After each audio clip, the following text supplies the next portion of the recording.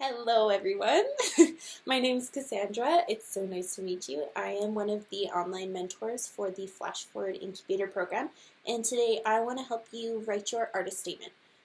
This video is supposed to act as a supplement to the assignment that's already in your folder, so if you haven't taken a look at that, I would highly recommend reading through that and then coming back and watching this video. But if you're ahead of the game and you've already read through that, this video will include some helpful examples and tips and tricks on how to make your artist statement stand out.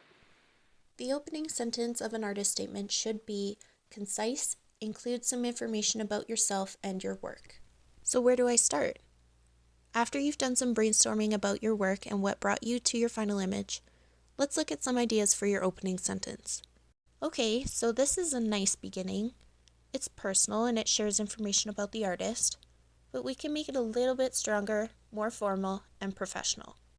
Why is this stronger? So there really isn't a need to include your name or high school that you go to. This information will all be listed alongside your image in the catalog and online gallery. You can pause the video to read the stuff.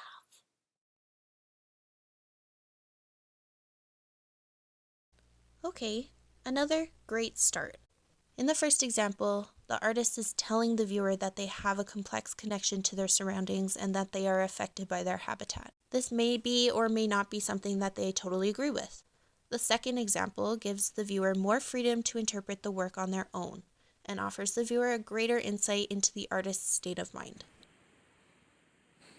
The body of your artist statement should contextualize your work. It should include things like your motive or the purpose of creating your photograph. Keep in mind when you're writing your artist statement that there's no real need to describe what the viewer can already see.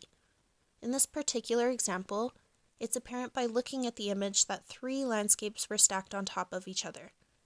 It also isn't necessary to describe how the images were cut or what kind of materials were used. But if you felt like it was necessary information to include, we would encourage you to be mindful of repetition. Excuse me, can you slow down, please? This is a little bit too fast for me. To sum things up for this section, the second example takes the process that was used and it takes it a little bit further. It brings the viewer into the creative thinking of the artist and allows for a more poetic supplement to the image itself. This is a strong example of a body of an artist statement. It talks about the metaphors used, it describes why there are holes in the image without being too literal, and offers the viewer an entryway into understanding the image and the motivations of the artist. The closing sentence of an artist statement should be a strong finish. Think about what you would like your viewers to contemplate.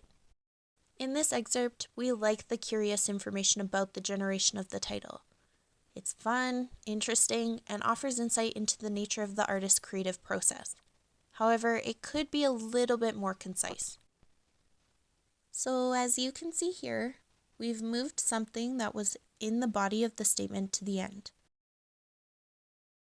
Keep in mind, artist statements are written work, so pausing the video to read the information will be helpful.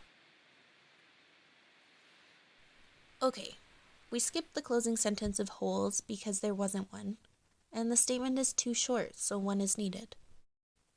In the next slide, it shows the final version of the edited statement as well as the comparison. I totally get it now. And there you have it. That is all it takes to write a successful artist statement. And then if you guys have any further questions, please feel free to reach out to myself, Jenny, or Fane.